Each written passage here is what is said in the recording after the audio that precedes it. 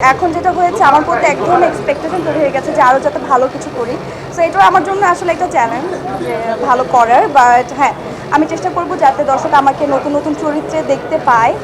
আর আমি চেষ্টা করি আসলে কিছুদিন আগে পাগলের একটা চরিত্র নিয়ে বেশ আলোচনা হয়েছে। রিসেন্ট আমার আরেকটি কাজ এসেছে যেখানে আমি খুবই কুৎসিত দেখতে একটা মেয়ে ছিলাম, ওটারও অনেক প্রশংসা পেয়েছি, বাট আমি চেষ্টা করছি আমার জায়গা থেকে।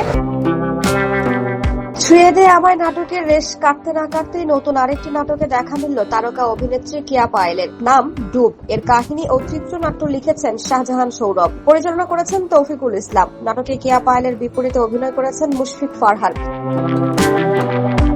এর আগে এখনো ভালোবাসি, ভুলো না আমায়, সে আমার, বিয়ের ডাল সহ একাধিক নাটকে জুটি বেঁধে দর্শক মনোযোগ কেড়েছিলেন তারা। এবার এই জুটি পর্দায় তুলে ধরেছেন ভালোবাসার নতুন গল্প।